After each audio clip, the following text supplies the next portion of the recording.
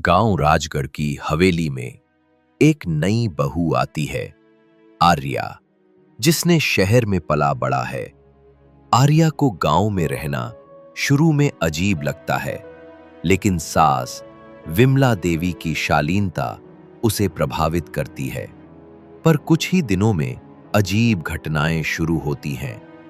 रात को हवेली की दीवारों से किसी औरत के रोने की आवाज आती है।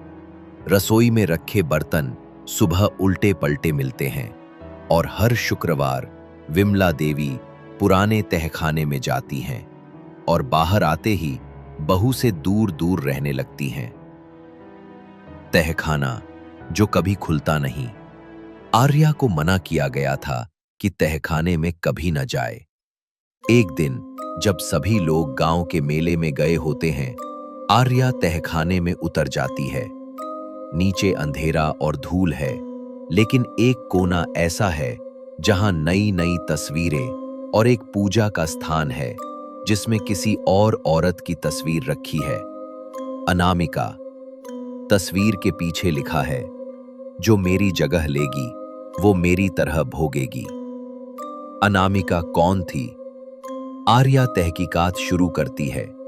भंवरी से पता चलता है कि करण की बचपन की मंगेतर अनामिका इसी हवेली में रह चुकी थी, लेकिन उसकी मौत रहस्यमयी तरीके से हो गई थी। लोग कहते हैं कि विमला देवी ने उसे स्वीकार नहीं किया था और एक रात वो कुएं में कूद गई। आर्या को विमला देवी की पुरानी डायरी मिलती है, जिसमें लिखा होता है, अनामिका मेरी बहू नहीं बन सकती थी, वो मेरे राज को जान गई थी। अगर सच बाहर आ गया तो सब खत्म हो जाता। मैंने उसे रोका, पर उसने जाने क्या देख लिया तहखाने में।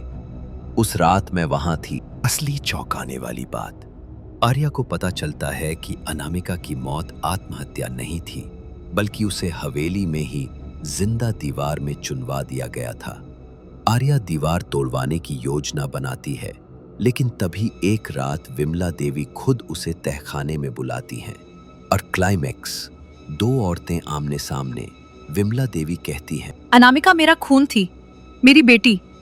मैं उसके लिए रिश्ता तय कर चुकी थी, लेकिन उसे अपने ही सौतेले भाई करण से प्यार हो गया।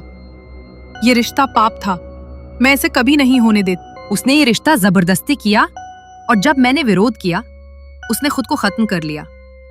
पर जाते जाते मेरी जिंदगी को शाप दे गई। आर्या तहखाने की दीवार तोड़वाती है, पर जो कंकाल मिलता है वो अनामिका का नहीं, विमला देवी के पहले पति का होता है।